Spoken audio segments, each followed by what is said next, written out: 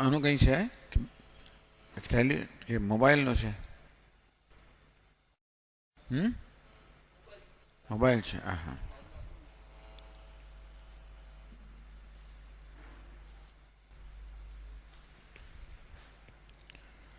ઓમ સહનાવવતુ સહનૌ ભુનક્તુ સહ વીર્યં કરવાવહૈ તેજસ્વિનાવધીતમસ્તુ મા વિદ્વિષાવહૈ. ઓમ શાંતિ શાંતિ શાંતિ. ઓમ પૂર્ણમદઃ પૂર્ણમિદં પૂર્ણાત પૂર્ણમુદચ્યતે પૂર્ણસ્ય પૂર્ણમાદાય પૂર્ણમેવાવશિષ્યતે. ઓમ શાંતિ શાંતિ શાંતિ. વિશ્વં દર્પણદૃશ્યમાનનગરે તુલ્યં નિજાંતર્ગતં પશ્યન્નાત્મનિ માયયા બહિર્ભૂતં યથા નિદ્રયા યસ્સાક્ષાત્ કુરુતે પ્રબોધસમયે સ્વાત્માનમેવાદ્વયં તસ્મૈ શ્રી ગુરુમૂર્તયે નમઃ ઇદં શ્રીદક્ષિણામૂર્તયે.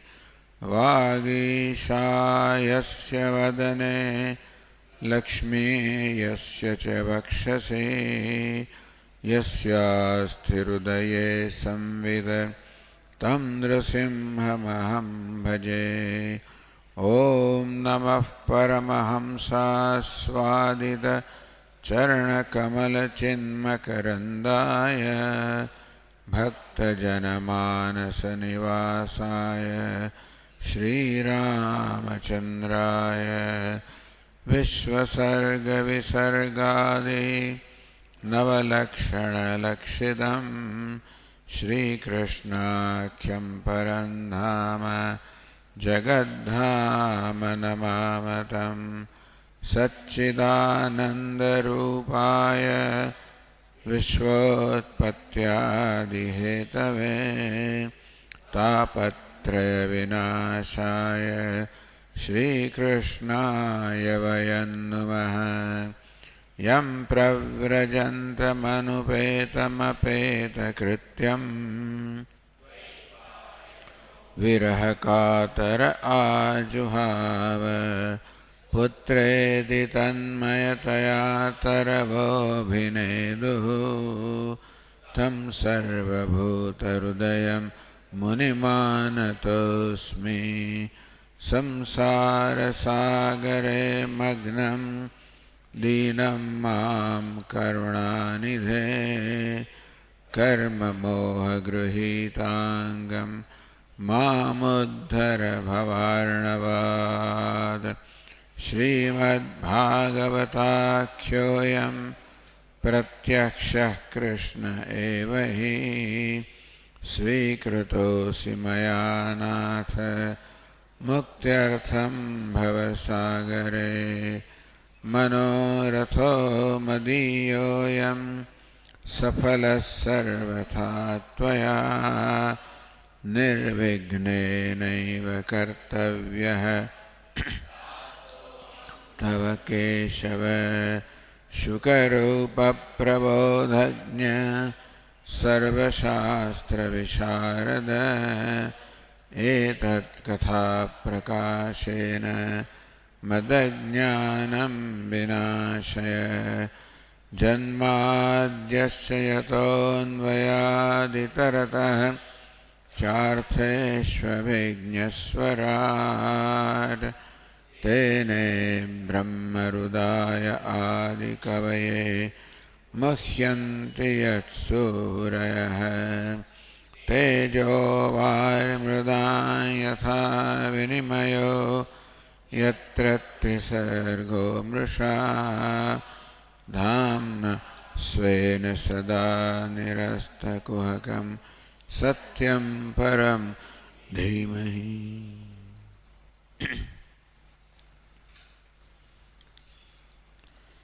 આપણે શ્રીમદ ભાગવતની સ્તુતિઓના પ્રસંગમાં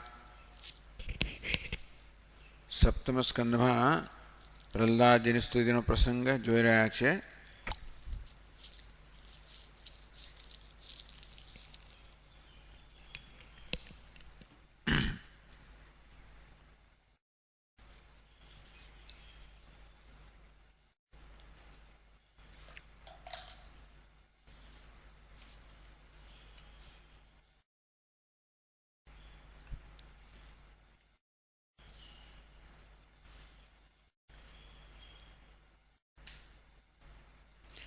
एकस्त्वमेव जगदेतदमुष्यत्वम् आद्यन्तयो पृथगवस्यसि मध्यतश्च. ભગવાન આપ એક જ આ સમગ્ર જગત રૂપમાં છો. જગત આદિમાં, મધ્યમાં અને અંતમાં. આદિમાં કારણ રૂપે, મધ્યમાં એની સ્થિતિ રૂપે અને અંતમાં અવધિ રૂપે ભગવાન આપ જ રહેલા છો. સૃષ્ટ્વા ગુણવ્યતિકરમ નિજમાયેદમ નાનેવ તૈરવસિતસ્તદનુપ્રવિષ્ટ. ભગવાન કદાચ પ્રશ્ન કરે કે જો હું એક જ આ જગતમાં હોઉં તો આ બધી અનેકતા અને વિવિધતા જે ભાષે છે એનું કારણ શું?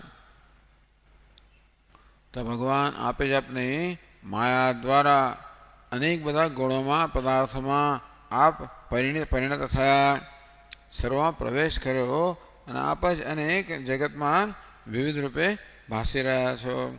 અર્થાત જગતમાં વિવિધતા ભાસે ત્યારે પણ વાસ્તવમાં ભગવાન આપ એક જ છો, એક જ વિવિધ રૂપે ભાસી રહ્યા છો.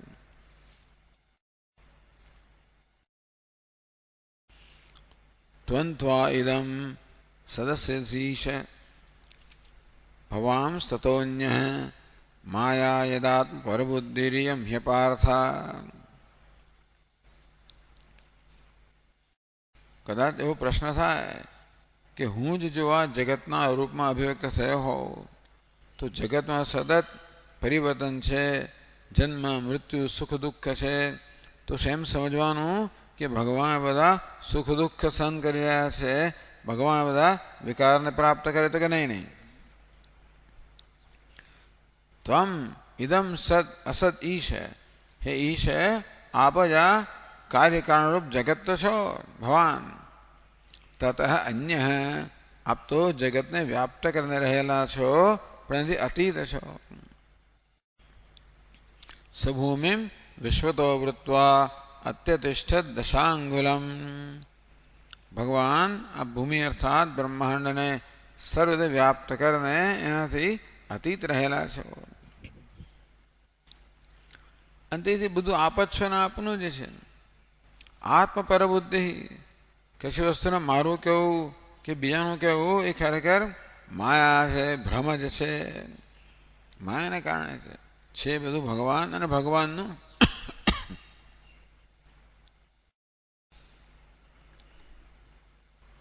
તો બધું ભગવાન છે કઈ રીતે? તો કે જુઓ ભગવાન, ભગવાન આપણે શીખવાડવાનું ના, આપણે ભગવાનનું વર્ણન કરીએ છીએ.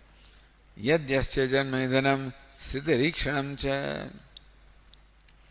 જેને કારણે જન્મ હોય, સ્થિતિ હોય, પ્રકાશ હોય, લય હોય, એ જ વાસ્તવમાં છે ને. સુવર્ણને કારણે ઘરેણાનો ઉત્પત્તિ થતી હોય, સ્થિતિ હોય, પ્રકાશતા હોય, લય હોય, તો અલંકારો સુવર્ણ જ છે. તે ભગવાન આ સર્વનું જગતનું ઉપાદાન કારણ આપે જ આ સર્વ છો. અષ્ટિતર્વો વસુકાલવત. જેવી રીતે વૃક્ષ એનું કારણ છે એનું બીજ, બીજનું કારણ છે પૃથ્વી, એનું કારણ છે સૂક્ષ્મ મહાભૂત વગેરે, સર્વનું કારણ છે વાસ્તવમાં પરમાત્મા જ છે.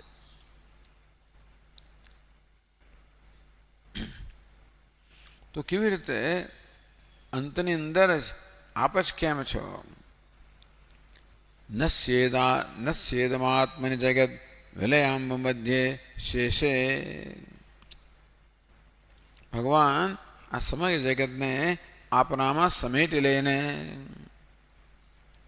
વિલયામ્બ મધ્યે આ જગતમાં પ્રલયના જળની અંદર શેષે ભગવાન આપ તો સૂઈ રહ્યા છો. તો ભગવાનને દેખાડવામાં આવે છે કે જળની અંદર ભગવાન શેષશાહી છે. એ જળ તો પ્રલયાંબુ છે, પ્રલય વખતનું જળ છે, એ જગતનું કારણભૂત છે અને ભગવાન વિરાજમાન છે. નિસુખાનુભવ નિરીહ. પોતાના સુખનો અનુભવ કરી રહેલા, પોતાના સ્વરૂપભૂત આનંદમાં પ્રતિષ્ઠિત, નિરીહ સર્વ પ્રકારની ક્રિયાઓથી રહિત આપ ભગવાન શેષે શયન કરી રહ્યા છો. તો ભગવાન સૂંઘી ગયા? તો કે નહીં, યોગેન મીલિત દૃગ આત્મની પીત નિદ્રહ. નિદ્રાનું તો ભગવાન પાન કરી ગયા છે. ભગવાન નિદ્રાદિ પર છે, ત્યાં પોતાની યોગ નિદ્રાની અંદર સ્થિત છે. એટલે કે ટૂંકમાં પોતાના સ્વસ્વરૂપમાં ભગવાન સ્થિત છે. અને જાણે કે ઊંઘતા હોય એમ જણાય છે. વાસ્તવમાં પીત નિદ્રહ, જેણે સર્વ નિદ્રાનું પાન કરી નિદ્રા રહિત છે. તુર્ય સ્થિત. ભગવાન આપ જાગ્રતમાં, સ્વપ્નમાં, સુષુપ્તિમાં સ્થિત નથી, તુર્ય સ્થિત, તુર્યાવસ્થામાં સ્થિત છે. ન તો તમો ન ગુણામ સંયુંક્ષે. આપ કોઈ જાગ્રતમાં, સ્વપ્નના, સુષુપ્તના કે ભોગ ભોગી રહ્યા, આપ તો તુર્ય અર્થાત આપના સ્વરૂપભૂત સ્વરૂપ મહિમામાં પ્રતિષ્ઠિત છો.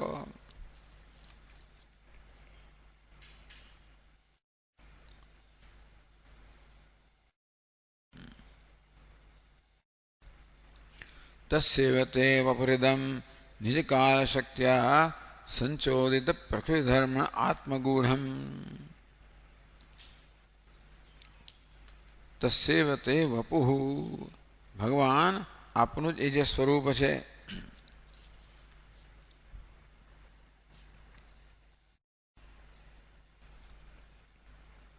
ઇદમ આ વિશ્વ જે છે ભગવાન એ વાસ્તવમાં આપનું જ વપુ છે, આપનું જ સ્વરૂપ છે, આપનો જ દેહ છે, અન્ય કાંઈ નથી. એટલે કે પ્રારંભમાં આપ જગતને ઉત્પન્ન કરો છો, અંતમાં આપ એને સંકેલી લો છો, મધ્યમાં પણ જે જગત છે એ આપનું જ અભિવ્યક્તિ છે. એટલે કહેવા શું માંગે છે? ભગવાન જગતના પ્રારંભમાં પણ છે, અંતમાં પણ છે, મધ્યમાં પણ છે, અને એ રીતે આ જગતમાં સર્વત્ર વ્યાપ્ત છે, સાથે સાથે સર્વથી અતીત છે.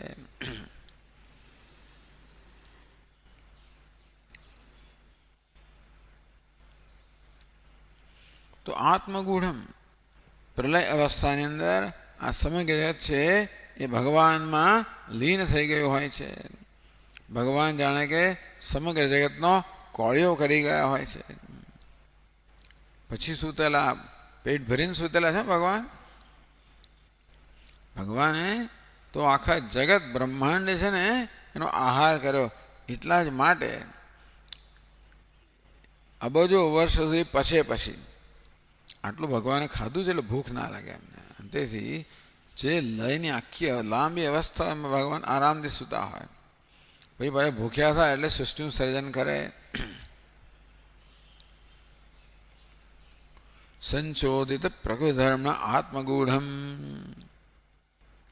નિજ કાળ શક્ત્યા પોતાની કાળરૂપી શક્તિથી આ બધા પ્રકૃતિના ધર્મો જે છે એને ભગવાન આપ પ્રેરિત કરો છો. અંબસી અનંત શયનાત વિરમત સમાધેહે નાભેરભૂત. તો હવે સૃષ્ટિનો પ્રારંભ કેવો થાય જેનું વર્ણન કરે છે કે વાસ્તવમાં જે જગત આપનામાં લીન થઈ ગયું છે એને જ આપ ઉત્પન્ન કરો છો. તો કઈ રીતે ઉત્પન્ન કરો છો? તો સૃષ્ટિના પ્રારંભની અંદર ભગવાન કાળ જેની શક્તિ છે એવા ભગવાન વડે આ ગુણો જે છે એને પ્રેરણા પ્રાપ્ત થાય. અને તો ભગવાન નાભે અભૂત સ્વકણિકા વટ વન મહાબ્જમ. જેમ વટની કણિકા હોય એ સમગ્ર વટવૃક્ષનું કારણ છે તેવી રીતે ભગવાનની નાભીમાંથી એક કમળ ઉત્પન્ન થાય છે જે સમગ્ર જગતનું કારણ છે. મહાબ્જમ તો અબ્જ એટલે કમળ, મોટું મહાન કમળ.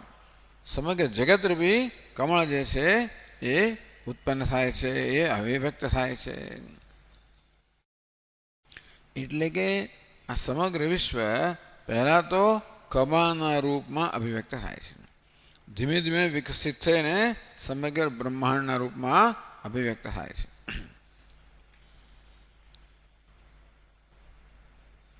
ભગવાન કેવા છે? વટવન કણિકા સ્વકણિકા વટવન મહાબ્જન.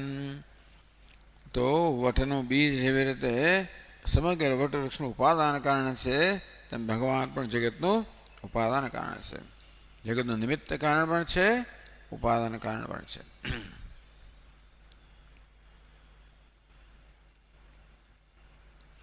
હવે 444 પાના પર 34 શ્લોકથી આગળ કહે છે એવં સર્વાત્મકતયા સર્વત્ર સર્વદા વિદ્યમાનો ભી ભગવાન. ભગવાન તો સર્વનો આત્મા છે, સર્વત્ર વ્યાપ્ત છે, સર્વત્ર વિદ્યમાન છે, અને તો દેખાતો નથી. ખરેખર તો જે જોઈએ છે ભગવાન જ છે, છતાં ભગવાન દેખાતો નથી. એટલે સર્વત્ર સર્વાત્મકતા સર્વનો આત્મા છે, સર્વમાં વ્યાપ્ત છે. તેથી હંમેશા બધી જ જગ્યાએ ભગવાન વિદ્યમાન છે, હાજર છે. દરેક સ્થળે, દરેક કાળમાં, દરેક અવસ્થામાં, દરેક વસ્તુમાં ભગવાન હાજર છે.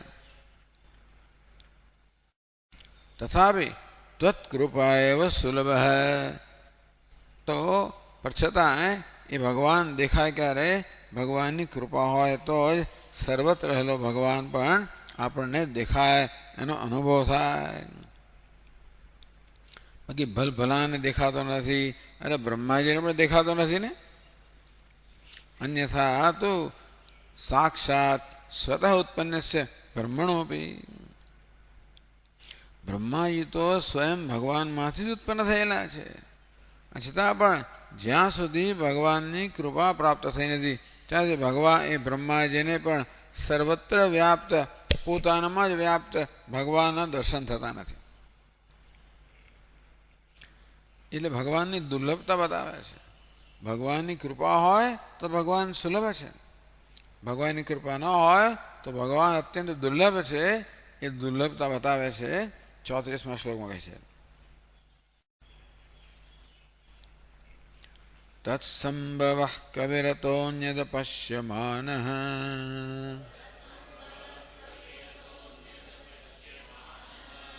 ત્વાં બીજમાત્મનિ તતં સ્વબહિર્વિચિન્ત્ય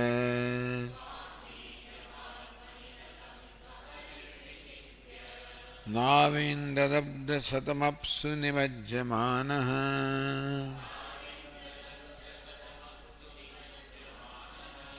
जातेऽङ्कुरे कथमुहोपलभेत बीजम्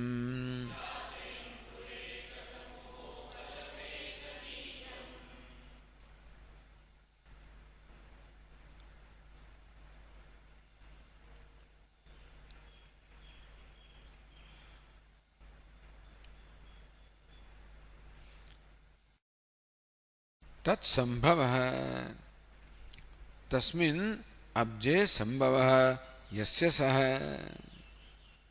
तत्संभवः कवि कवि कोण છે કવિ એટલે બ્રહ્માજી સર્વજ્ઞ છે ને ક્રાંતદર્શી કવિ એટલે ક્રાંતદર્શી જે ક્રાંત એટલે જે ત્રણેય કાળનું દર્શન કરી શકે એમ છે એટલે કવિ એટલે સર્વજ્ઞ તો બ્રહ્માજી ચતુર્મુખ છે આ ચાર વેદ છે બ્રહ્માજીના મુખ છે માટે બ્રહ્માજી ચારેય વેદોના જ્ઞાતા છે અને માટે સર્વજ્ઞ છે ભાઈ કવિ એટલે સૂક્ષ્મદર્શી એમ પણ કહેવાય કવયઃ સૂક્ષ્મદર્શિનઃ આપણને જે ન દેખાય એ પણ કવિને દેખાય આપણને માત્ર વૃક્ષ જ દેખાય કોઈ રવિન્દ્રનાથ ટાગોર હોય એને એમ દેખાય કે વૃક્ષ આ ભગવાન સાથે વાત કરી રહ્યું છે સંવાદ કરી રહ્યું એવું એમને દેખાય જે આપણને સાદી સીધી વસ્તુ દેખાતી હોય ત્યાં કવિ જે સૂક્ષ્મદર્શી છે એને એમાં રહે સંવાદિતા દિવ્યતા એમ દર્શન થાય તો કવિ એટલે ક્રાંતદર્શી સર્વજ્ઞ સૂક્ષ્મદર્શી તો બ્રહ્માજી કેવા છે કવિ છે સૂક્ષ્મદર્શી છે આવા હોવા છતાં પણ બ્રહ્માજી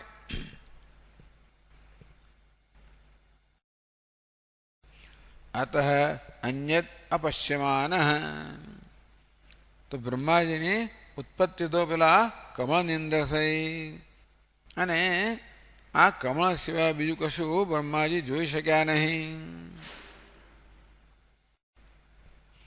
ખરેખર તો બ્રહ્માજીની અંદર પણ ભગવાન વ્યાપ્ત છે કે છે જાતેન્કુરે કથમ હોપલભેદ બીજમ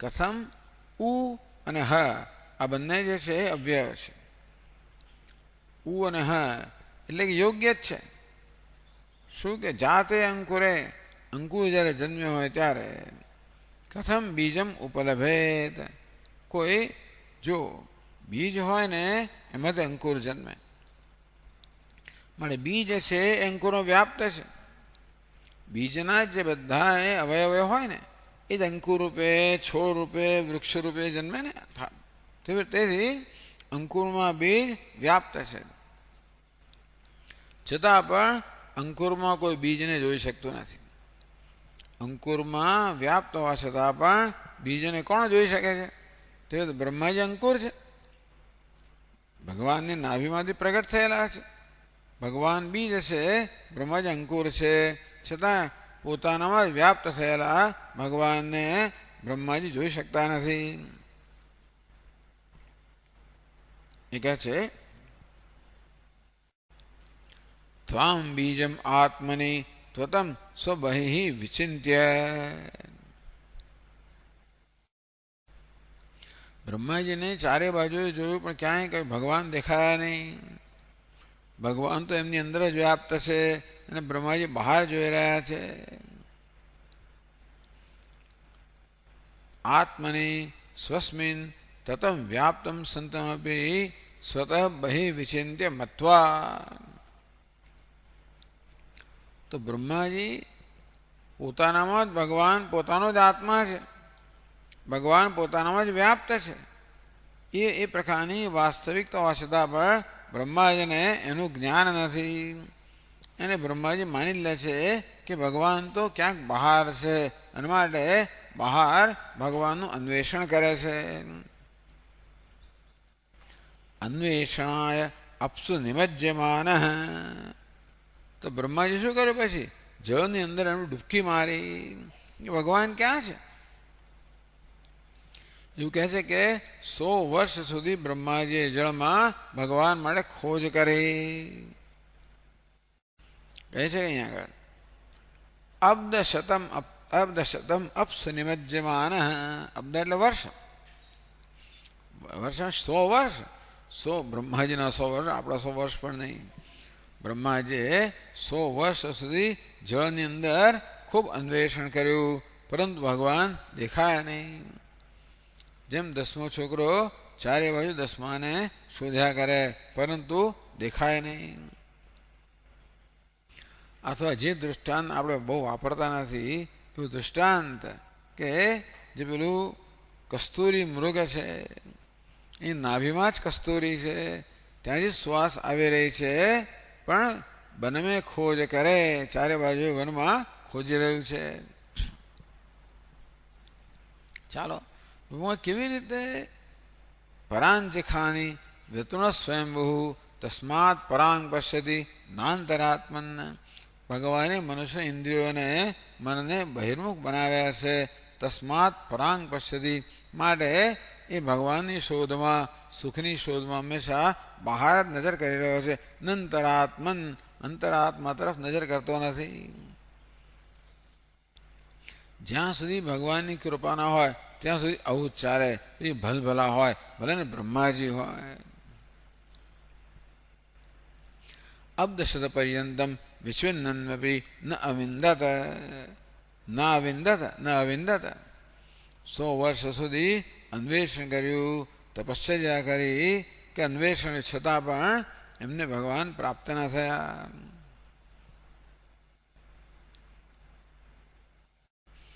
એ યોગ્ય જ છે. કેમ યોગ્ય છે? કહે છે કે ભાઈ અંકુરે જાતે સતી બીજમ તદ અનુગમન કથમ ઉપલભેત. બીજમાંથી અંકુરની ઉત્પત્તિ થઈ, અંકુરમાં બીજ સર્વત્ર વ્યાપ્ત છે, અને છતાંય પણ કોઈને જેમ દેખાતું નથી તેમ ભગવાન પણ પોતાનો વ્યાપ્ત હોવા છતાં પણ દેખાતા નથી. અન્વય વ્યતિરેકથી સમજાવે છે કે ભગવાનની કૃપા જ એને માટે જવાબદાર છે. એ વ્યતિરેક કરો. જ્યાં સુધી બ્રહ્માજી પર ભગવાનની કૃપા થઈ નથી ત્યાં સુધી ગમે તેટલું અન્વેષણ કરવા છતાં પણ બ્રહ્માજી ભગવાનને જોઈ શકતા નથી. ભવદ ઉપાસનયા ભવત કૃપયા તુ સ્વસ્મિનેવ ત્વામ અપશ્યતિ. પણ ભગવાનની કૃપા જ્યારે થઈ, ક્યારે થઈ? ભવદ ઉપાસનયા. બ્રહ્માજીએ ભાઈ દીર્ઘકાળ સુધી ભગવાનની ઉપાસના કરી, આરાધના કરી, ભગવાનનું ધ્યાન કર્યું, પ્રાર્થના કરી, અને ત્યારે ભગવાનની કૃપા પ્રાપ્ત થઈ, અને ત્યારે ભગવાનના દર્શન થયા એમને. એ કહે છે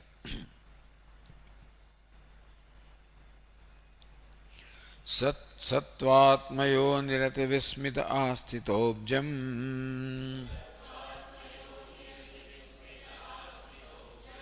કાલેન તીવ્ર તપસા પરિશુદ્ધ ભાવઃ.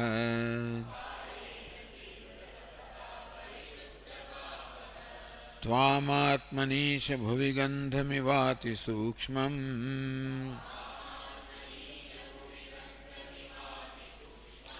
ભૂતેન્દ્રિયાશયમયે વિતતમ દદર્શ.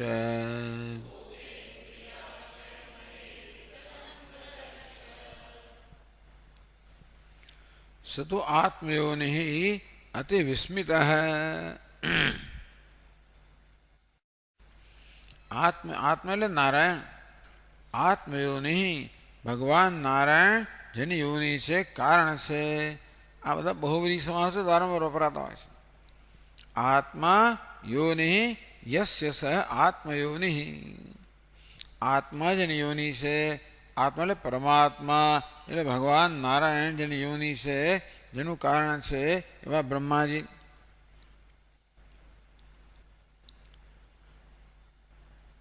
સત્વામ સતુ આત્મયોનિ અતિ વિસ્મિત.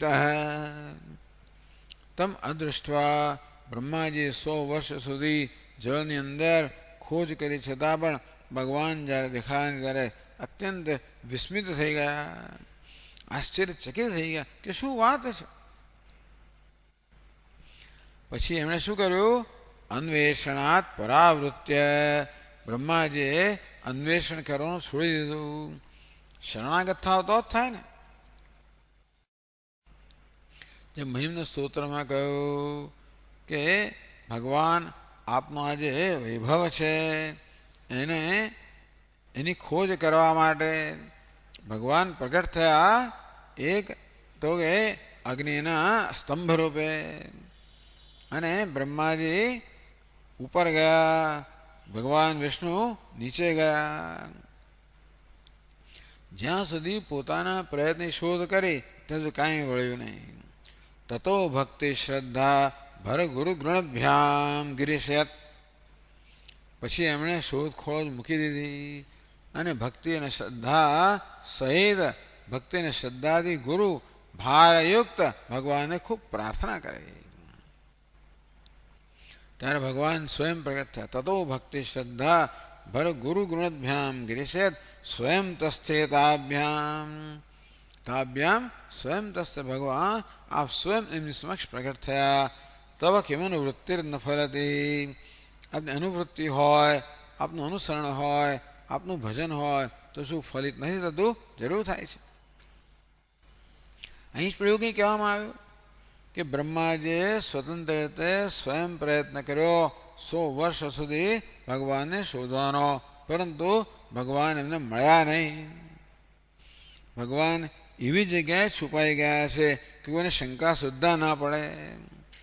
ભગવાન સ્વયં બ્રહ્માજીમાં જ છુપાઈ ગયેલા છે, વ્યાપ્ત છે, અને બ્રહ્માજી બિચારા બહાર શોધી રહ્યા છે. પણ આ બધી શોધ છતાં પણ જ્યારે ભગવાન પ્રાપ્ત ન થયા ત્યારે બ્રહ્માજીને મહાન આશ્ચર્ય થયું. છેવટે એમણે અન્વેષણાત પરાવૃત્ય, એમને અન્વેષણ કરવાનું છોડી દીધું. આસ્થિતોબ્જમ કાલેન તીવ્ર તપસા પરિશુદ્ધ ભાવ. અબ્જમ આસ્થેન અબ્જમ આસ્થિત અબ્જમ અબ્જમ આસ્થિત વળી આવીને પાછા કમળમાં બેસી ગયા.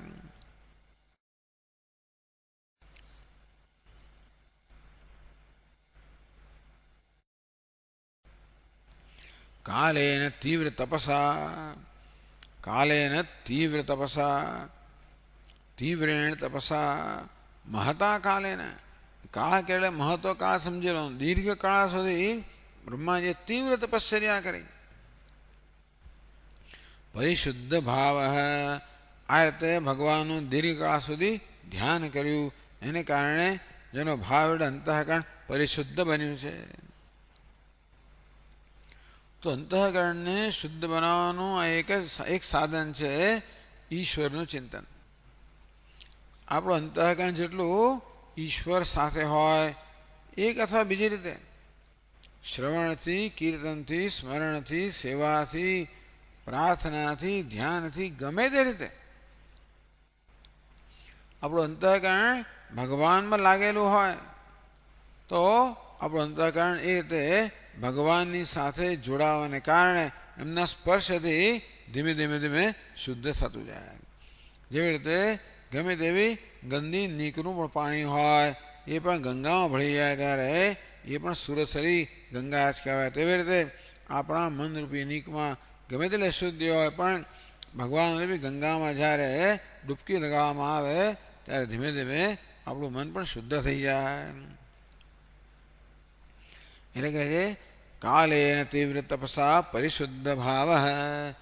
દીર્ઘકાળ સુધી તીવ્ર તપશ્ચર્યા કરી, જેને કારણે બ્રહ્માજીનું અંતઃકરણ પરિશુદ્ધ થયું, સર્વ રીતે શુદ્ધ થયું. ત્વામ આત્મની ઈશ દદર્શ.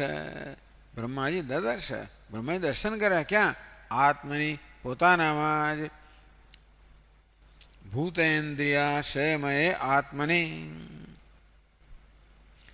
બ્રહ્માજીનું પણ શરીર છે ને, ભૂત ઇન્દ્રિય આશય મને.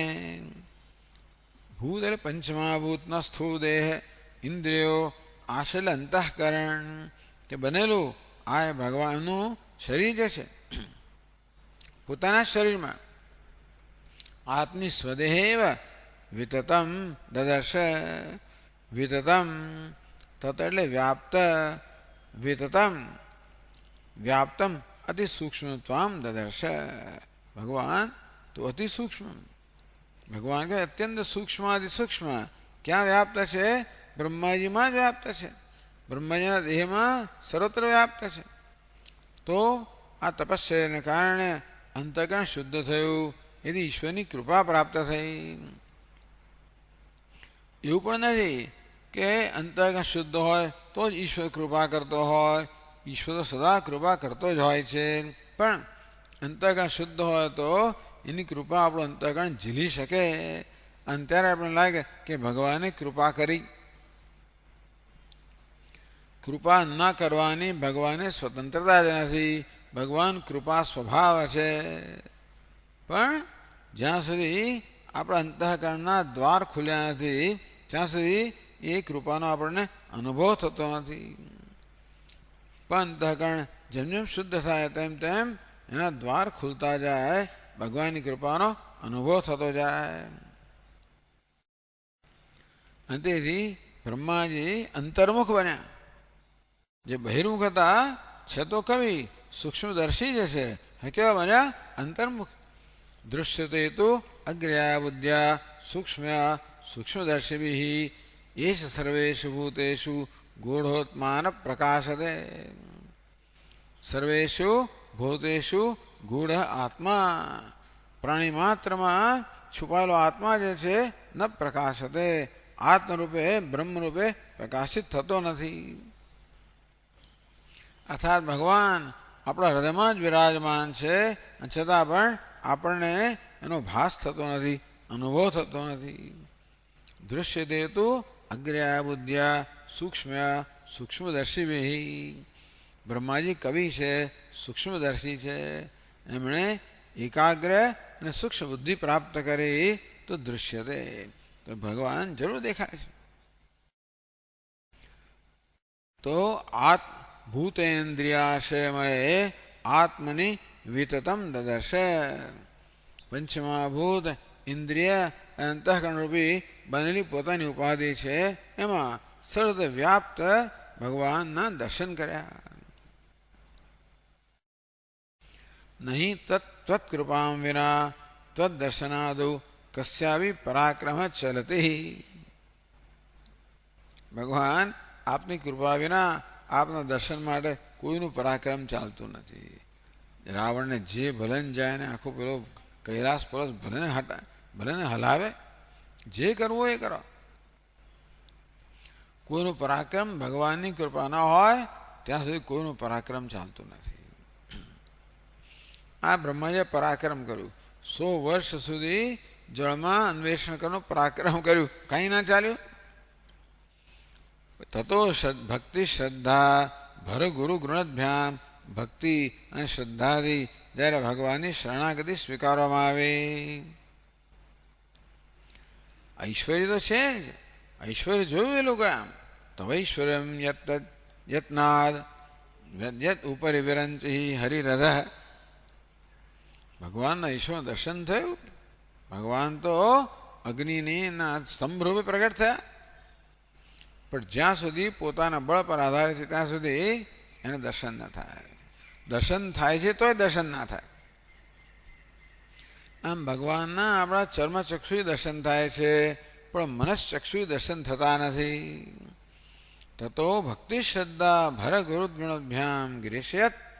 તો ભક્તિને શ્રદ્ધાથી પૂર્ણ જે ભગવાનની પ્રાર્થના છે એ પ્રાર્થના જ્યારે કરી. શરણાગતિ, મનમ શરણાગતિ. જ્યાં સુધી મનુષ્ય સ્વપ્રયત્ન કરે છે ત્યાં સુધી પોતાના પર આધારિત છે. જ્યારે બધો પ્રયત્ન છોડી દે અને ભગવાનને બસ શરણાગત થાય એટલે સર્વ રીતે સમર્પિત થાય. ભગવાન હવે તો આપ જ કરો, મારાથી કંઈ થતું નથી, હું તો સમર્થ નથી, ભગવાન આપ કૃપા કરો તો જ તપશ્ચર્યા પણ કરી શકું, આપની સાધના પણ કરી શકું, અનુસંધાન કરી શકું. બ્રહ્માજી સર્વ રીતે ભગવાનને બ્રહ્માજી સમર્પિત થયા, શરણાગત થયા. બધું પરાક્રમ મૂકી દીધું બાજુમાં, બધું પરાક્રમ બાજુમાં મૂકી દીધું, સ્વપ્રયત્ન બાજુમાં મૂકી દીધો, પોતાનો અહંકાર બાજુમાં મૂકી દીધો.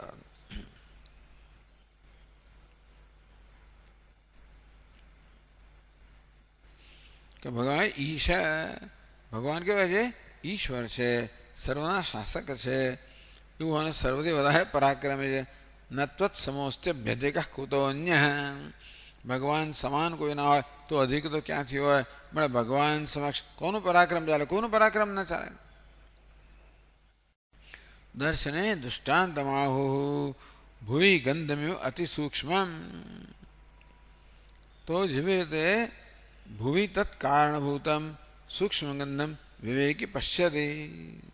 આ ગંધ છે ને ભૂમિમાં સર્વત્ર વ્યાપ્ત છે, પણ આપણને અનુભવ થતો નથી. વિવેકી લોકો, યોગી લોકો જે હોય છે એ અનુભવ કરી શકતા હોય છે. તેવી રીતે ભગવાન ભક્ત છે, જે ભગવાનને શરણાગત છે, એ ભગવાનની કૃપા દ્વારા ભગવાનના દર્શન કરવા માટે ભાગ્યશાળી બને છે.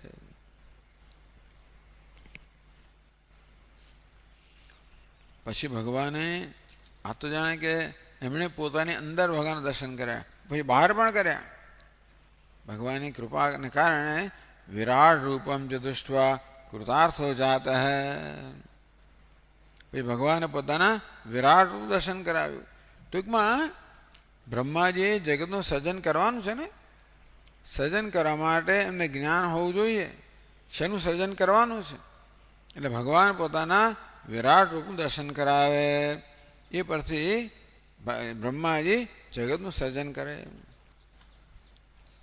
તો જો આ બધી આ રીતે આ પ્રાર્થના સ્તુતિની અંદર આખી સૃષ્ટિની પ્રક્રિયા બતાવવામાં આવે, જે આપણે પુરાણમાં એટલે સાંભળીએ છીએ ખરા, એનું અહીં વર્ણન આપણે જોવા મળે છે.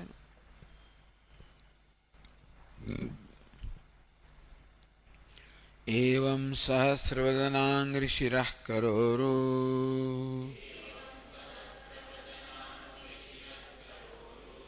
નાસાસ્ય કર્ણયનાભરણાયુધાઢ્યમ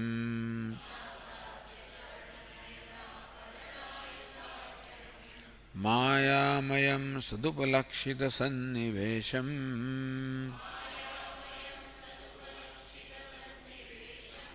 દૃષ્ટ્વા મહાપુરુષમાપમુદં વિરિञ्चः.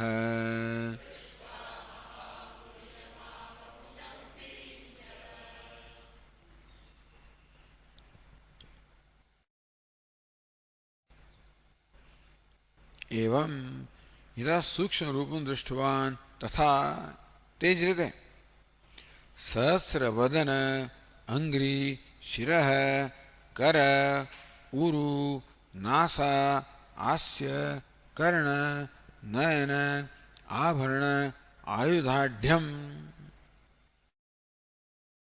આઢ્યમ, આઢ્યમ એટલે સમૃદ્ધ, ધનાઢ્ય એવું કહે ને આપણે, તો જે ધનથી સમૃદ્ધ છે. આજનું યુક્તમ પણ કહેવાય, આઢ્યમ યુક્તમ એ ધરાવનાર. તો ભગવાનનું કેવું સહસ્ર વદન, સહસ્ર હજાર, સહસ્ર શીર્ષા પુરુષ, સહસ્રાક્ષ, સહસ્રપાદ. સહસ્ર શીર્ષા પુરુષ 1000 જેમના મસ્તક છે, સહસ્રાક્ષ 1000 આંખો છે, સહસ્રપાદ 1000 ચરણ છે. તમે જ મને કહો કે 1000 મુખ હોય તો આંખો કેટલી હોવી જોઈએ ને ચરણ કેટલા હોવા જોઈએ? તો એ તો કે સહસ્ર શીર્ષા પુરુષ, સહસ્રાક્ષ, સહસ્રપાદ. આ ગણિતમાં ભૂલ થઈ ગઈ ને. તો સહસ્ર એટલે અપરિમિત, સહસ્ર અસંખ્ય, 1000 એટલે હજારો. 1000 ની અંદર માત્ર 1000 એવું નહીં, હજારો એટલે અપરિમિત, અસંખ્ય. સહસ્ર વદન, ભગવાનના 1000 મુખ. અંઘ્રી એટલે શું? ચરણ, હજારો ચરણ. શિરઃ હજારો મસ્તક, 1000 એટલે અપરિમિત. કર એટલે હાથ, ઉરુ એટલે સાથળ, નાસા એટલે નાક, હાસ્ય એટલે મુખ, કર્ણ એટલે કાન, નયન એટલે ચક્ષુ, આભરણ અનેક અલંકારો, આયુધ અનેક આયુધો. એવું છે ને કે ભગવાનના હજારો રૂપ હોય, દરેક રૂપ એકબીજા કરતાં જુદું જુદું હોય અને દરેકના પછી તેથી આયુધો જુદા જુદા હોય. હનુમાનનું આયુધ હનુમાનજી તો ગદા ધારણ કરે, પરશુરામજી પરશુ ધારણ કરે, બલરામજી હળ ધારણ કરે. આયુધો પણ જુદા, આભરણો પણ જુદા. ભગવાનના દરેકના અલંકારો જુદા જુદા હોય, આયુધો જુદા જુદા હોય. આ ધરાવનારું ભગવાનનું જે વિશ્વરૂપ છે, જે વિરાટ સ્વરૂપ છે,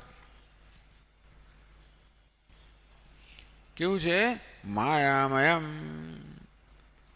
માયામય એટલે માયામય, ભગવાનની માયાથી જન્મેલું, પ્રકૃતિમય, પ્રકૃતિ પ્રધાનમ. પ્રકૃતિની પ્રધાનતા છે, માયાની પ્રધાનતા છે, પ્રકૃતિની પ્રધાનતા છે, જડતાની પ્રધાનતા છે, તમોગુણની પ્રધાનતા છે. એવું આ રૂપ.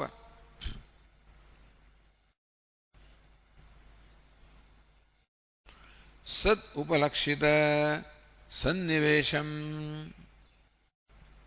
તો સદ ઉપલક્ષિત સપ્તપાતાલાદિ પ્રપંચેન ઉપલક્ષિત સન્નિવેશ.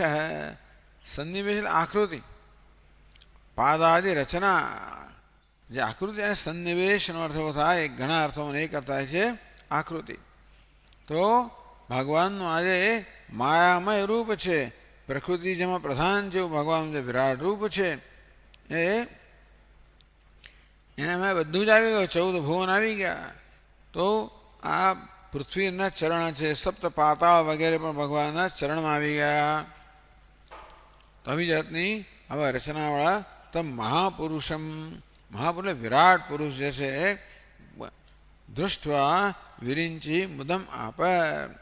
દૃષ્ટવા દર્શન કરીને વિરિંચી જે બ્રહ્માજી મુદમ આપ ખૂબ જ આનંદિત થયા.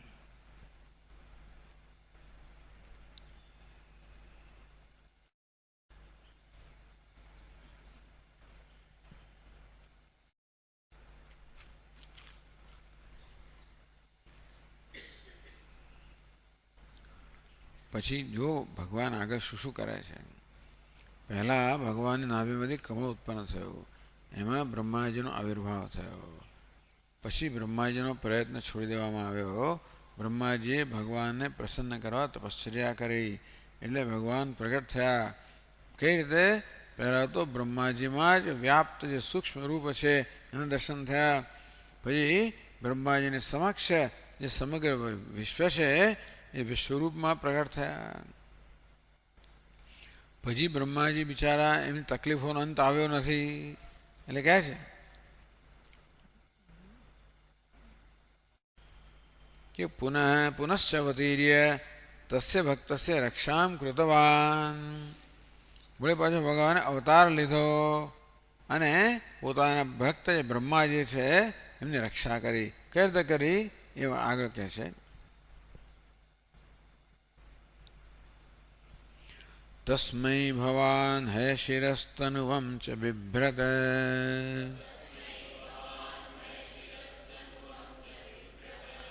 વેદદ્રુહાવતિ બલૌ મધુકૈટભાખ્યો.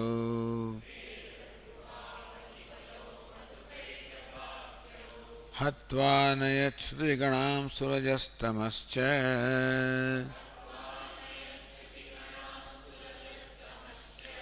સત્વં તવ પ્રિયતમાં તનુમામનન્તિ.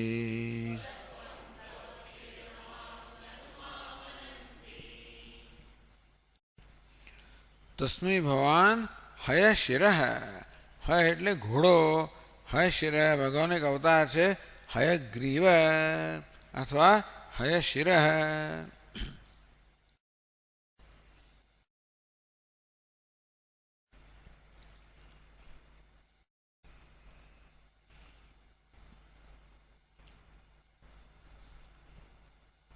હય શિરઃ તનુવં ચ બિભ્રત.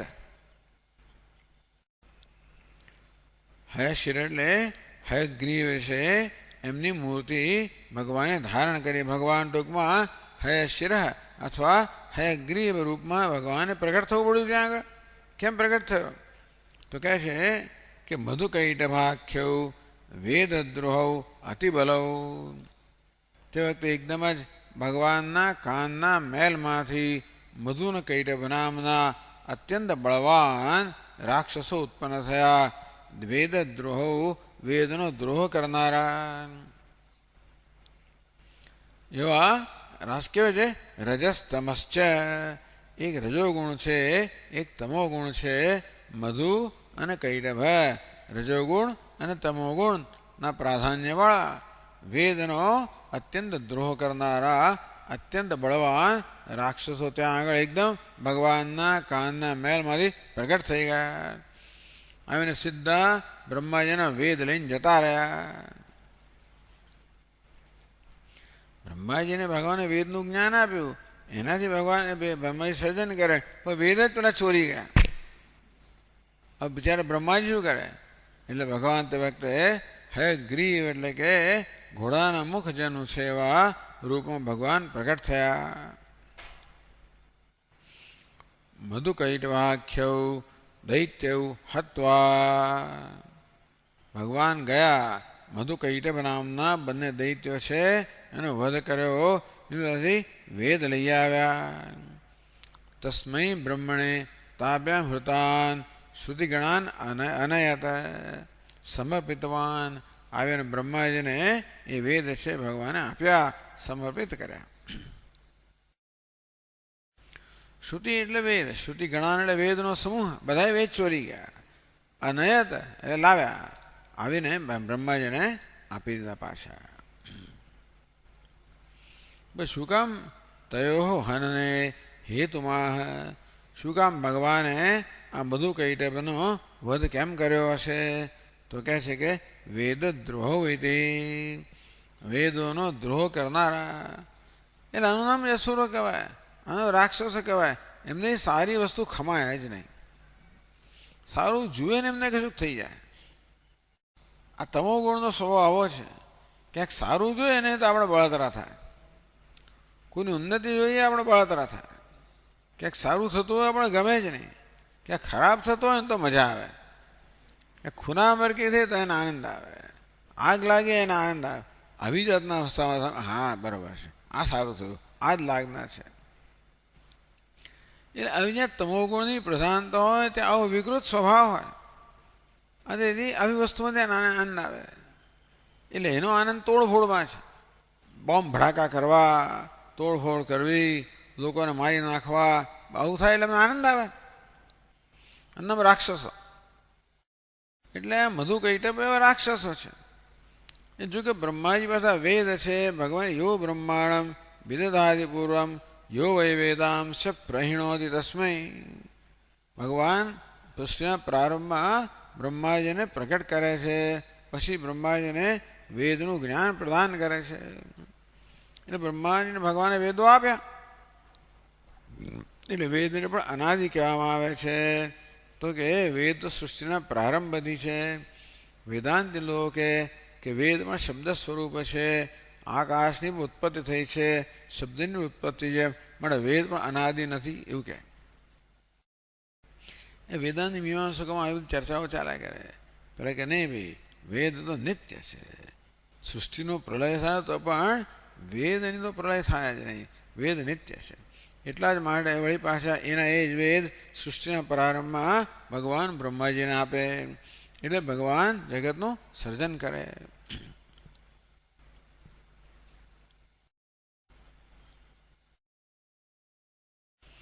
તો કેમ એ લોકો વેદનો દ્રોહ કરતા હતા? રજસ તમશ્ચ. આ રજોગુણ તમોગુણ જે છે, આ તમોગુણમાં દ્રોહ હોય.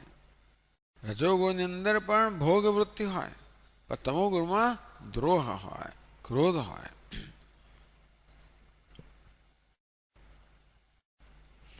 ચાલો ભલે તરી બ્રહ્મૈવ કુતો ન હતવાન. બ્રહ્માજી પાસેથી હવે તો વેદ લઈ ગયા, તો બ્રહ્માજી શું કામ એ લોકોનો વધ ના કરી નાખ્યો?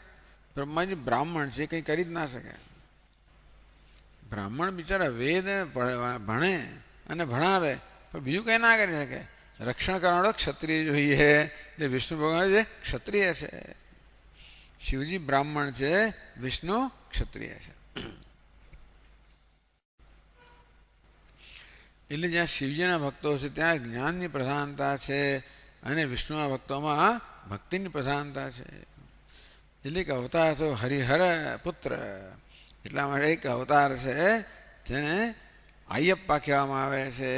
હરિ અને હરના પુત્ર છે. ત્યાં બંને છે. ત્યાં બ્રાહ્મણત્વ પણ છે, ક્ષત્રિયત્વ પણ છે, જ્ઞાન પણ છે, ભક્તિ પણ છે.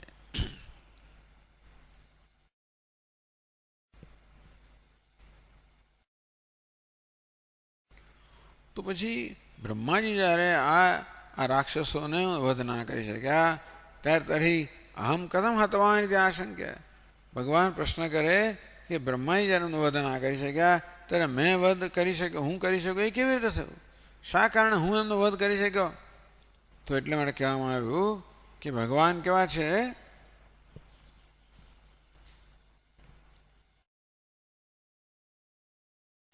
સત્વમ તો પ્રિયતમામ. ભગવાન કેવા છે? સત્વ મૂર્તિ છે. એટલે રજોગુણ તમોગુણને દબાવી દે. રજસ તમસ ચા વિભૂય સત્વમ ભવતી ભારત. રજોગુણ તમોગુણ દબાવીને સત્વ છે એ પ્રબળ બને. એટલે ટૂંકમાં પ્રકાશ હોય ત્યાં અંધકાર સંભવી શકે નહીં. સત્વાત સંજાયતે જ્ઞાનમ. અજ્ઞાનમ તમોગુણનો ધર્મ છે. તો જ્યાં પ્રકાશ આવે ત્યાં અંધકાર ટકી ના શકે. માટે સત્વ આવે ત્યાં આગળ રજસ તમસ ટકી શકે નહીં. અને આ રીતે ભગવાને આ બંને રાક્ષસોનો વધ કર્યો, વેદનો ઉદ્ધાર કર્યો.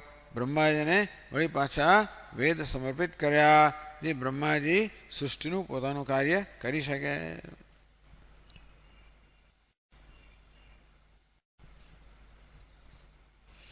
એટલે ભગવાનમાં બે વસ્તુ છે. વિષ્ણુ ભગવાન બે વસ્તુ છે. સત્વ પણ છે અને બળ પણ છે. એકલું સત્વ ના ચાલે, એકલું સત્વ રક્ષણ ના કરી શકે. ભગવાન ક્ષત્રિય છે અને તેથી ભગવાનમાં શક્તિ પણ છે. એટલે બંને રીતે એક તો સત્વ હોવાને કારણે રજોગુણ તમોગુણના વિરોધી છે અને અત્યંત પ્રબળ હોવાને કારણે, કારણ કે તમોગુણની પ્રબળતા બહુ હોય. આ બધા રજોગુણ તમોગુણ પેલું સ્નાયુનું બળ બહુ હોય. એમનામાં કોઈ સંકલ્પનું બળ એવું ના હોય, પણ સ્નાયુનું બળ ખૂબ હોય. સત્વગુણ જ્યાં હોય ત્યાં આગળ આંતરિક શુદ્ધિનું સંકલ્પનું બળ હોય. અને છતાં પણ આપણને બે વસ્તુ જોઈએ, જ્યાં સંકલ્પનું પણ બળ છે અને સ્નાયુનું પણ બળ છે. એ વાસ્તવમાં બધાને એ ખરેખર નિયંત્રણ કરી શકે. જગતનું એટલે કોઈ પણ જગ્યાએ નેતૃત્વ કરવા માટે માત્ર સત્વ પર્યાપ્ત નથી, પરંતુ એટલે ક્ષત્રિય એની કલ્પના થઈ કે ભાઈ રજ ઉપહિત સમા સત્વમ. તો રજ જેની અંદર ગૌણ છે એવો સત્વગુણ. આમ સત્વગુણ હોવાને કારણે શુદ્ધિ છે, રજોગુણ હોવાને કારણે શક્તિ છે. એવા ભગવાન એટલે ક્ષત્રિય આ બંને પ્રકારના ધર્મો ધરાવે છે.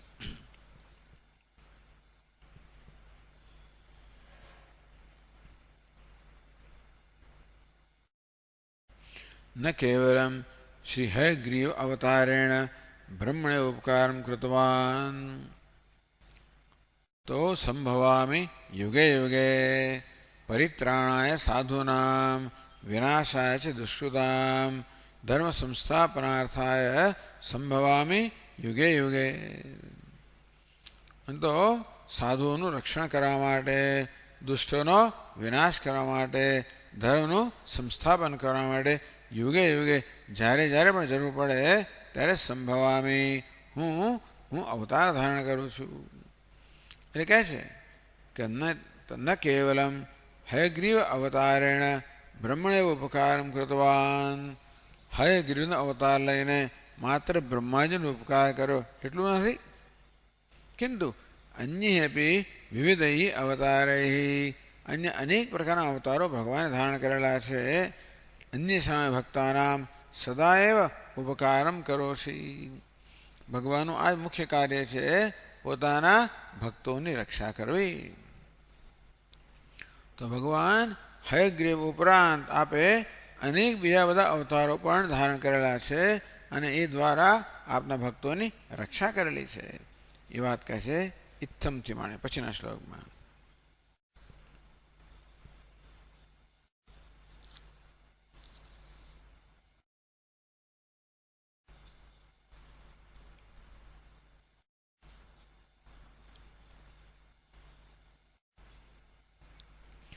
इत्थं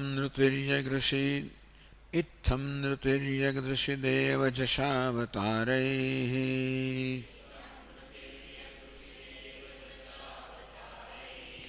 लोकान् विभावयसि हंसि जगत्प्रतीपान् धर्मं महापुरुषपाशयुगानुवृत्तम्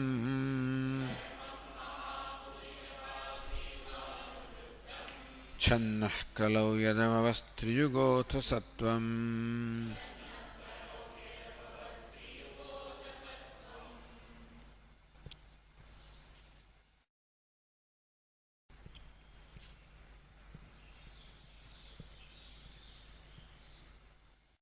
इत्थं नृ तिर्यग ऋषि देव जश अवतारैः लोकान् विभावयसि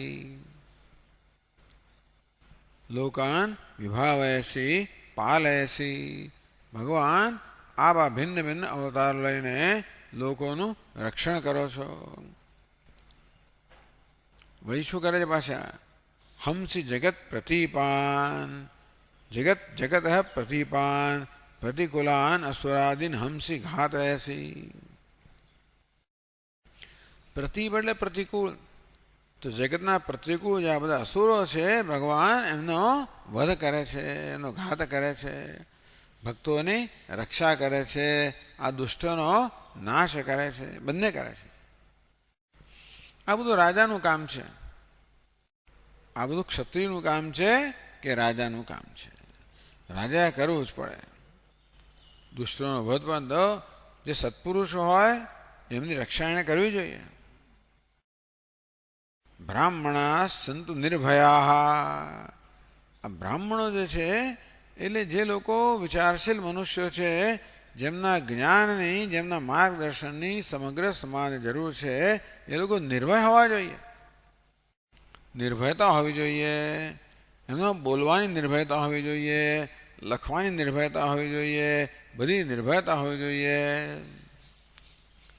એટલે આમ જોવા જઈએ તો આપણા આજે બધા અખબાર પત્રો છે, મીડિયા છે, પ્રિન્ટ મીડિયા હોય કે પછી ટેલિવિઝન મીડિયા હોય, ઇલેક્ટ્રોનિક મીડિયા હોય, આ મીડિયાને આ બધા માધ્યમો સ્વતંત્રતા હોવી જોઈએ. એમને સ્વતંત્રતા હોવી જોઈએ, સાથે સાથે એટલે લખવાની બોલવાની સ્વતંત્રતા હોવી જોઈએ. એ લોકો નિર્ભય હોવા જોઈએ. એમને એવો ભય ના હોવો જોઈએ કે કોઈનું વિરુદ્ધ લખીશું માટે અમારું અહિત થશે, એવી કોઈ પ્રકારના ભય વગર. બ્રાહ્મણા સંતુ નિર્ભયા. આ બ્રાહ્મણોને નિર્ભયતા પ્રદાન કરવું એ પણ રાજાનો ધર્મ છે. બ્રાહ્મણો જો બ્રાહ્મણ રૂપે વર્તતા હોય તો બ્રાહ્મણોનું કાર્ય છે કે જે સરનો ઉપયોગી છે એ પ્રકારનો ઉપદેશ કરવો. બ્રાહ્મણો પછી ચમચાગીરી કરતા હોય તો જુદી વાત છે, પણ નહીંતર એટલે કોઈકનો પક્ષ લઈને વળી પાછું એવું તો એ નહીં. પણ બ્રાહ્મણો એટલે કેવું કે સત્પુરુષોની રક્ષા થવી જોઈએ, દુષ્ટોનો નિગ્રહ થવો જોઈએ, સત્પુરુષો પર અનુગ્રહ થવો જોઈએ. અનુગ્રહ અને નિગ્રહ બંને રાજાનું કામ છે. ભગવાન બંને કરે છે. પરિત્રાણે સાધુના વિનાશાય દુષ્ટતામ. સાધુ પર અનુગ્રહ કરવો, દુષ્ટોનો નિગ્રહ કરવો. એમ લોકાન વિભાવયસી. જે સત્પુરુષો છે ભગવાન આપ એમનું રક્ષણ કરો છો. હંસી જગત પ્રતિપાન. આ જગતને જે પ્રતિકૂળ છે એમનો આપ નાશ કરો છો. એવું કરવા માટે ભગવાને જાત જાતનું કરવું પડે. કોઈ દિવસ પોલીસની જરૂર પડે, ક્યારેક મિલિટરીની જરૂર પડે, ક્યારેક પેલા શું કહેવાય એમને કમાન્ડોની જરૂર પડે, કે જાત જાતની જરૂર પડે, જુદા અવતારો લેવા પડે, રક્ષણ કરવા પડે. તેમ ભગવાને નૃ, તિર્યગ, ઋષિ, દેવ, જશ મનુષ્ય રૂપે અવતાર લીધા. રામ, કૃષ્ણ, પરશુરામ વગેરે રામકૃષ્ણ મનુષ્ય અવતાર કહેવામાં આવે છે.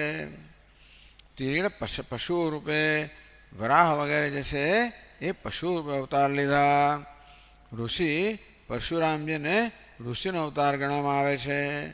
દેવ વામનજીને દેવતાનો અવતાર કહેવામાં આવે છે. જશ જળચર એટલે મત્સ્ય, કુર્મ વગેરે એ જળચર અવતાર છે. તો ભગવાને જે જરૂર હોય બધું કરે. ભગવાનનું કોઈ સંકોચ નથી કે હું માછલી બનું તો લોકો મારું કેવું કહે છે, ભૂંડ બનવું, ડુક્કર બનવું, બધું બને. તો જે વખતે જે જરૂર પડે એ બધું જ ભગવાન બને. શેના માટે? દુષ્ટોનો નાશ કરવા માટે અને ભક્તોનું રક્ષણ કરવા માટે. લોકાન વિભાવયસી હંસે જગત પ્રતિપાન.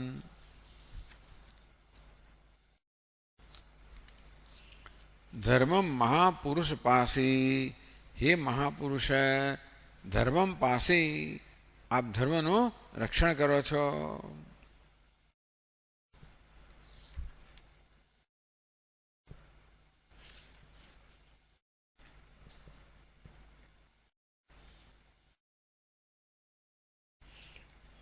તો આપ તો કેવા છો?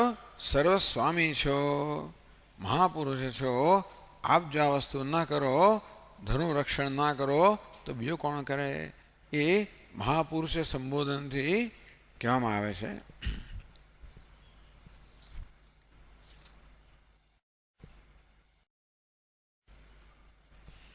પ્રમાણે એવું કંઈક વિલક્ષણ વસ્તુ કહેવામાં આવે આ શ્લોકની અંદર. છન્ન કલૌ યદભવ ત્રિયુગ અથ સત્વમ. ભગવાન કલૌ છન્ન અભવ. તો ભગવાન છે ને કે ભાઈ સત્યયુગમાં, ત્રેતાયુગમાં, દ્વાપરયુગમાં તો પ્રગટ અવતારો લે છે, પણ કળિયુગની અંદર પ્રગટ અવતાર લેતા નથી. છન્ન છુપાયેલા હોય છે. યસ્માત્વમ કલૌ છન્ન અભવ. કળીની અંદર આપ તો કે છુપાયેલા રહે છો. ટૂંકમાં આપનો અવતારપણું કે ભગવતપણું પ્રગટ થતું નથી આવતો. એટલે ભગવાન પ્રગટ રીતે કામ નથી કરતા લાગતા કળિયુગની અંદર. અથ તસ્માત તૃષયુગેષુ આવિર્ભાવાત સહ યુગાનુવૃત્તમ ધર્મમ પાસી. યુગને અનુકૂળ જે ધર્મ હોય એનું તો આ દરેક યુગના ધર્મ બદલાયા કરતા હોય છે. સત્યયુગની અંદર ધ્યાનની પ્રધાનતા હોય, ત્રેતાયુગમાં યજ્ઞની પ્રધાનતા હોય, દ્વાપર યુગમાં પૂજાની પ્રધાનતા હોય વગેરે. તો તે યુગમાં કલિયુગમાં કોઈ ધર્મ જ નથી. એટલે કદાચ ટૂંકમાં તે યુગમાં જે ધર્મ હોય એનું પાલન ભગવાને કરવાનું રહ્યું. પણ કહે છે કે આ ત્રણ યુગમાં આપનો આવિર્ભાવ થતો હોવાના કારણે આપ ત્રિયુગ પણ કહેવાઓ છો. તો ભગવાનનું એક નામ છે ત્રિયુગ. યુગાનુવૃત્ત, યુગને અનુકૂળ ધર્મનું પાલન કરતા હોવાના કારણે અને ત્રણ યુગમાં પ્રગટ થતા હોવાના કારણે ત્રિયુગ કહેવાય છે. પણ કસ્માત્વમ કલૌ છન્ન અભવ આવિર્ભૂય તન્ન કરોષી. કળિયુગ ભગવાન છુપાયેલા રહે છે, એટલે આવા પ્રગટ થઈને આ કાર્ય કરતા જણાતા નથી. માટે ભગવાન ત્રિયુગ એ રીતે પ્રસિદ્ધ છે.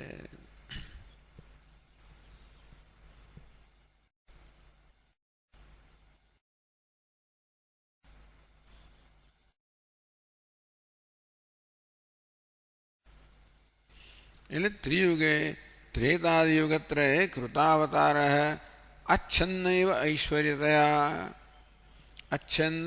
ऐश्वर्यतया વિધુતા. ટૂંકમાં એ ત્રણ યુગોમાં ભગવાનનું ઐશ્વર્ય છે એ પ્રગટ થતું હોય છે.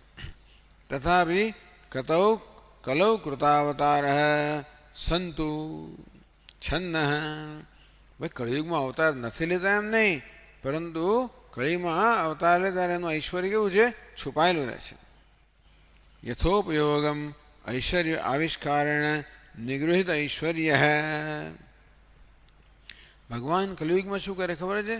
જેટલું જરૂરી હોય ને એટલું ઐશ્વર્ય પ્રગટ કરે, બાકીનું ઐશ્વર્ય છે ને એનો એ છુપાયેલું રાખે.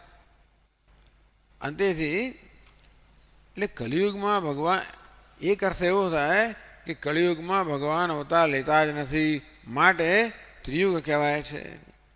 એક ટીકા કરે છે કે નહીં, ભગવાન તો કે સંભવામી યુગે યુગે, પ્રત્યેક યુગની અંદર હું અવતાર લઉં છું. તો પછી વાત જો કલિયુગમાં અવતાર લે તો ખોટું કહેવાય ને. એટલે કલિયુગમાં અવતાર લે છે પણ માત્ર જરૂરી હોય એટલું ઐશ્વર્યને પ્રગટ કરે છે, બાકીનું ઐશ્વર્ય છે એને છુપાયેલું રાખે છે. બીજા બધા યુગની અંદર ભગવાનનું ઐશ્વર્ય એકદમ પ્રગટ હોય છે, જેવું કલિયુગમાં હોતું નથી.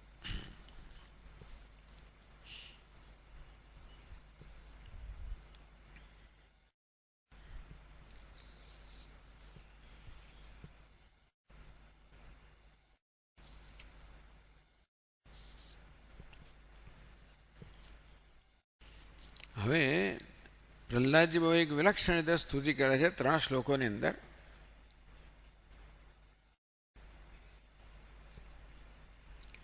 ભગવાન જાણે એટલે પ્રહલાદજી કોઈ સામાન્ય અજ્ઞાની મનુષ્ય હોય એવી જાતનો ભાવ ધારણ કરે છે અને પછી ભગવાનની સ્તુતિ કરે છે.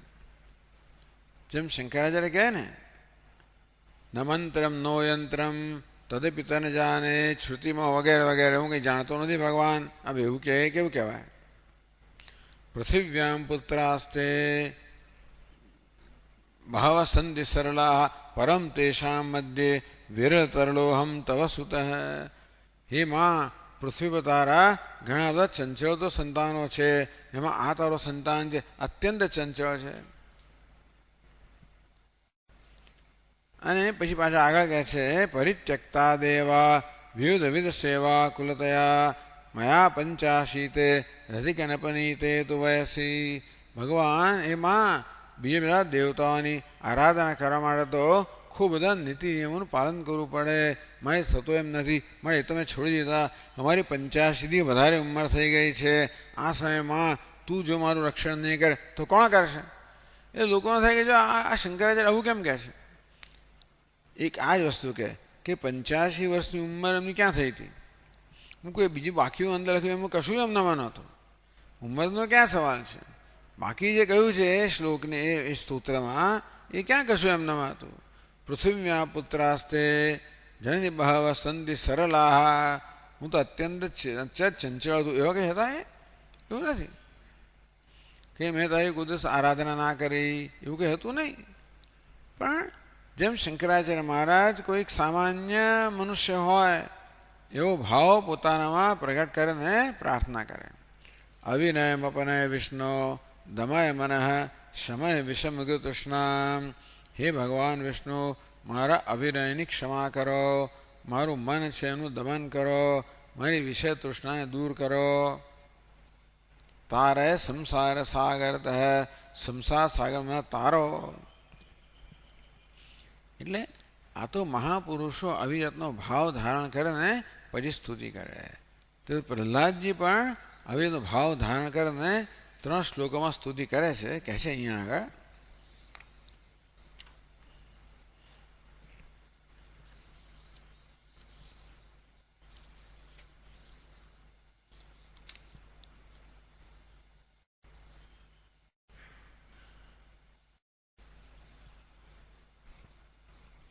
યદ્યપિ પ્રહલાદસ્ય પરમ ભાગવતસ્ય.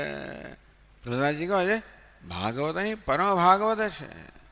ભાગવત કોને કહેવાય? ભગવાનના ભક્તને ભાગવત કહેવાય. ભગવાન કહે પરમ ભાગવત છે. મન ઇન્દ્રિયાદિ પરતંત્રતા નૈવ અસ્તિ. એમને શું મન પર કાબુ નથી? ઇન્દ્રિયો પર કાબુ બધું છે. ટૂંકમાં આ પછીના 3 શ્લોકોમાં જે પ્રકારે પોતાનું વર્ણન કરે છે એ પ્રહલાદજીનું વર્ણન નથી. છતાં પણ માત્ર સર્વજનોદ્ધાર પ્રાર્થનાયા, જાણે કે સામાન્ય જન હોય એ પ્રકારે પોતે એવો ભાવ પ્રગટ કરીને 3 શ્લોકોમાં ભગવાનની સ્તુતિ કરે છે. ચાલો એનો પછીનો શ્લોક આપણે જોઈએ.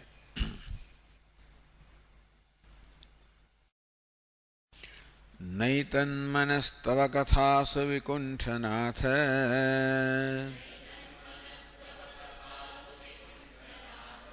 સંપ્રીયતે દુરિતદુષ્ટમસાધુ તીવ્રમ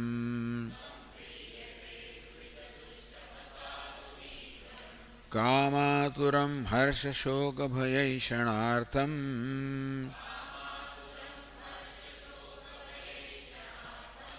તસ્મિન કથમ તવ ગતિમ વિમૃશામિ દીનઃ.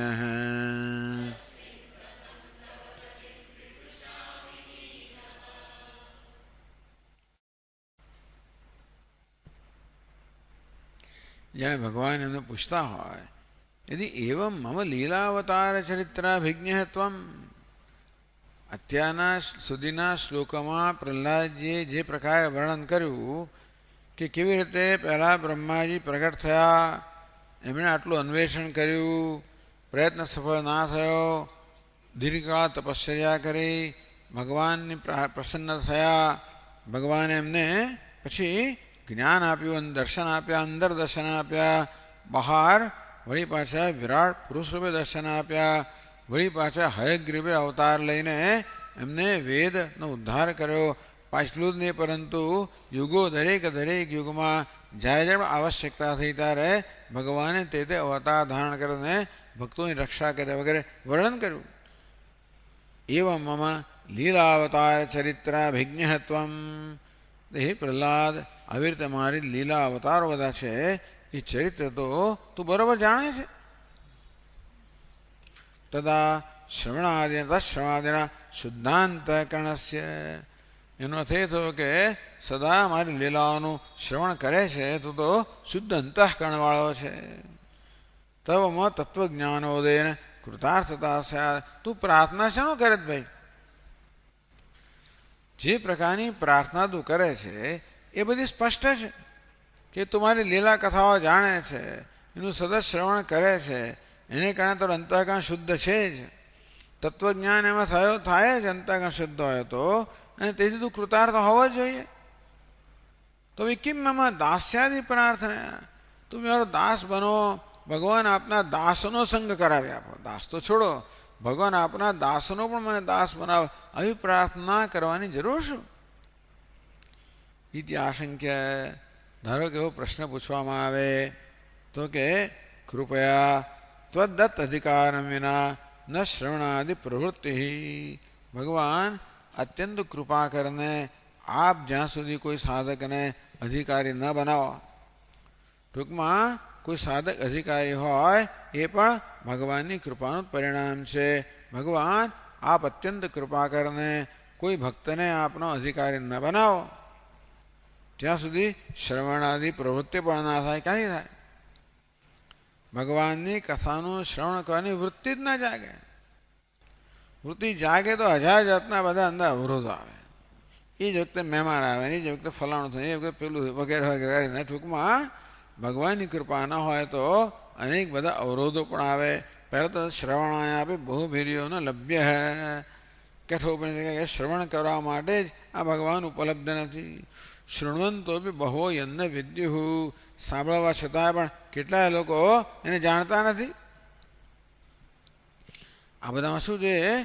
જમે વૈશ્રવૃણુતે તેને લભ્ય હૈ. જે ભગવાનની ભક્તિ કરે છે, ભગવાનને શરણાગત થયો છે, એને ભગવાનની કૃપા પ્રાપ્ત થાય અને તો જ આ વસ્તુ બની શકે. સ્વવ્યવસ્થામ ચ નિવેદયન. માટે ભગવાનની કૃપાની પ્રાર્થના કરું જેથી ભગવાન આપ મને શ્રવણનો અધિકારી બનાવો. એનું કઈ હાલતમાં છે એ પણ બતાવે છે. પોતાની કયા પ્રકારની હાલત છે એનું વર્ણન કરે છે. ભગવતા એવ ઉદ્ધારમ પ્રાર્થયતે. ભગવાન ઉદ્ધાર કરવાની, મારો ઉદ્ધાર કરવાની મારામાં કોઈ ક્ષમતા નથી, તેથી ભગવાન આપ જ કૃપા કરીને મારો ઉદ્ધાર કરો એ પ્રકારની પ્રાર્થના કરી. તો વિકુંઠનાથ એટલે વૈકુંઠનાથ, હે વિકુંઠનાથ, ન એતન મનસ્તવ કથાસુ સંપ્રિયતે. એતન મન, ભગવાન મારો મન છે ને, તવ કથાસુ ન સંપ્રિયતે. ભગવાન મારા મનને આપની કથા માટે કોઈ પ્રેમ જન્મતો નથી. સાંભળે તો ઝોકા આવે, કદાચ કથામાં જઈએ પણ ખરા કોઈ ખેંચી જાય, ઘણીવાર લોકો આપણા બિચારા હિતેચ્છુઓ હોય, ચાલ જ ચાલ, એક વાર તો ચાલે જ, અમારા સ્વામીને સાંભળ, આમ કરતા માંડ માંડ આવે 6 વાર મેં એકવાર આવીને ભાઈ બિચારો તરત ઊંઘી જાય, કાંઈ ઝોકા આવી જાય. અને તેથી એ તન મન, ભગવાન મારા મન છે આપની કથામાં કોઈ પ્રકારની પ્રીતિ ધરાવતું નથી. કેમ એવું કેમ છે? તો કહે છે દુરિત દુષ્ટમ અસાધુ તીવ્રમ. અસાધુ છે મારું મન, કેવું છે? સાધુ ને અસાધુ છે. તદ વિમુખમ ભગવાન, એ તો આપની કથાથી અત્યંત વિમુખ છે. એવું કેમ છે? કામાતુરમ, કારણ કે કામથી આતુર છે. ટૂંકમાં કામથી જ ભરપૂર છે મારું મન.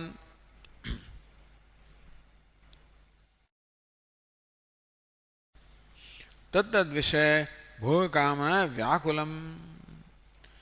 તો મનને ભગવાનની કથાનું શ્રવણ કરવા માટે પ્રેમ ક્યારે જન્મે? જ્યારે મન ઉપલબ્ધ હોય ત્યારે. પણ સતત કામથી અભિભૂત થયું હોવાને કારણે જાત જાતના વિષયો છે એની કામના જ મનમાં આવ્યા કરતી હોય. અને તેથી જ્યાં કામ હોય ત્યાં રામ હોઈ ના શકે. માટે ભગવાનની કથાનું પ્રેમ જન્મતો નથી શ્રવણનો. અને એને ખબર, એને આ મનને ખબર છે કે કામાતુરતાને કારણે શું થાય. આ કામનાઓ એટલે ભોગ્ય વિષયો છે, એમનું સતત અનુસરણ શું હાલત થાય એ ખબર છે. કહે છે હર્ષ શોક ભયષણાર્તમ. કામની અંદર, કામ એટલે ક્રોધ જન્મવાનો જ છે ને. હર્ષ શોક ભય એષણા આર્તમ પીડિતમ. હર્ષ જન્મે, ક્યારેક કામના પૂરી થઈ જાય હર્ષમાં આવી જાય, ક્યારેક કામના પૂરી ના થાય ક્રોધ જન્મે. અને એ હર્ષ શોકને કારણે, રાગ દ્વેષને કારણે ભય તો જન્મે કે કદાચ મારામાં આવી રીતે મારું શું થશે, ભય તો જન્મે જ. હર્ષ શોક ભય એષણા આર્તમ. આમ તો અનેક પ્રકારની એષણાઓથી આર્ત એટલે પીડિત છે. કઈ વાંધો નહીં, તું જરા એને કાબુમાં લાવી દે. તો કે નહીં, તીવ્રમ અનુનેતુમ અશક્યમ. પેલો કહે ને અર્જુન, ચંચલમ હિ મનઃ કૃષ્ણ પ્રમાથી બલવદૃઢમ. પ્રમાથી છે, વલોવી નાખનારું છે, હઠીલું છે, બળવાન છે. તેવી રીતે ભગવાન મારું મન આવું છે, અસાધુ છે, તીવ્ર છે, હર્ષ શોક ભય એષણાથી અત્યંત પીડિત છે. આ બધુંનું કારણ શું? કહે છે દુરિત દુષ્ટમ. તો દુરિત દુષ્ટમ, દુરિત એટલે પાપ. ભૂતકાળમાં જે કર્મે કર્યા છે, જે બધા પાપ કરવા મારા સંચિત થયા છે, એને કારણે મારું મન અત્યંત દૂષિત છે. એને કારણે એને મળે આ વિષયો મળે જ પ્રેમ છે. તો મનને કશાક મળે પ્રેમ હોય, શેનો મળે પ્રેમ છે કેમ નક્કી થાય? કયા પ્રકારના સંસ્કાર એનામાં છે પરથી. તો અનેક બધા પાપના સંસ્કાર હોવાને કારણે મારા મનને તો વિષય ભોગમાં જ પ્રેમ છે. ગમે તેટલા ખત્તા ખાયા કરે છે કે વિષય ભોગ મફત તો મળતો જ નથી, ખૂબ સંઘર્ષ કરવો પડે. હર્ષ શોકના ઝોલામાં મોટે ભાગે શોક. એવું પણ નથી કે હર્ષ પછી શોક આવે, શોક હર્ષ જ આવો જેવો નિયમ નથી. શોક તો જરૂર આવે, પણ શોક દુઃખમ દુઃખમ દુઃખમ દુઃખમ સુખમ એવું ચાલતું હોય છે. અને તોય બિચારાને એ જાણે છે કે આ ખોટું, પણ એ એનું મન બીજું કંઈ કરી શકતું નથી. કારણ કે દુરિત દુષ્ટમ, મારા ભૂતકાળના પાપને કારણે અત્યંત મલિન થઈ ગયું છે મારું મન. અત તસ્મિન દુષ્ટે મનસી સતી દીન. અને તેથી હું મારા મનથી લાચાર છું. મારું મન સર્વ રીતે મારું નિયંત્રણ કરે છે.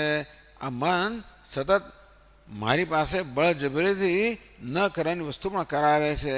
પણ હું દીન છું, લાચાર છું. મારા પોતાના જ આવેગોથી લાચાર છું. કામનો આવેગ જન્મે, ક્રોધનો આવેગ જન્મે, હર્ષ જન્મે, શોક જન્મે, આવેગો જન્મ્યા જ કરતા હોય છે. હું લાચાર બનીને એમના પ્રભાવમાં છું. જે રીતે પેલું નદીમાં પૂર આવે, આપણે તાણી જાય, તેવી રીતે મનમાં આ પ્રકારના આવેગના પૂરો આવ્યા કરતા હોય છે. મને ઘસડી જાય છે. હું કેવું છું? દીન છું, લાચાર છું, એને અધીન છું. તેથી તત્વમ કથમ તવ ગતિમ વિમૃશામિ કથમ. આવો હું ભગવાન આપનું તત્વ ગતિ કહો કે તત્વ કહો એનું કેવું વિમર્શ કરી શકું, વિચાર કેમ કરી શકું. આમ પ્રહલાદજી આ પ્રકારે કોઈક સામાન્ય મનુષ્ય છે ને એનો ભાવ ધારણ કરીને ભગવાનને કે મોટા ભાગના બિચારા મનુષ્યો આ પ્રકારના છે, માટે આપ કૃપા નહીં કરો તો બધાને શું થશે. પ્રહલાદજીને એમની ચિંતા છે, પોતાની ચિંતા નથી, આ બધા લોકોનું શું થશે એની ચિંતા છે. ઓમ ઓમ પૂર્ણમદઃ પૂર્ણમિદં પૂર્ણાત પૂર્ણમુદચ્યતે પૂર્ણસ્ય પૂર્ણમાદાય પૂર્ણમેવાવશિષ્યતે.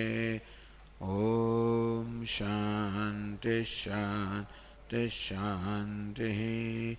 સચ્ચિદાનંદરૂપાય વિશ્વોત્પત્યાદિહેતવે તાપત્રય વિનાશાય શ્રીકૃષ્ણાય વયં નમઃ. જન્માદ્યસ્ય યતોન્વયાદિતરતઃ ચાર્થેષ્વभिज्ञस्वराट् तेने ब्रह्महृदाय आदिकवये मुह्यन्ति यत्सूरयः. तेजो वायुर्मृदां यथा विनिमयो यत्र त्रिसर्गो मृषा धाम्ना स्वेन सदा निरस्तकुहकं सत्यं परं धीमहि. ओम शांति शांति शांति. हरि ओम. श्री गुरुभ्यो नमः. हरि ओम.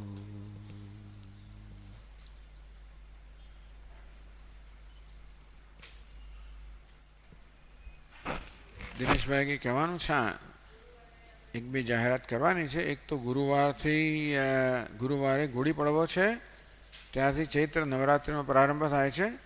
એ દર વર્ષની જેમ આપણે ત્યાં ભગવાન રામચંદ્રના સ્તોત્રનો પાઠ થશે અને રામાય તસ્મૈ નમઃ એ પુસ્તક બધા લાવો. 9 વાગ્યાથી પાઠ શરૂ થશે, 9 થી 10, 10:30 સુધી એ પ્રકારનો કાર્યક્રમ.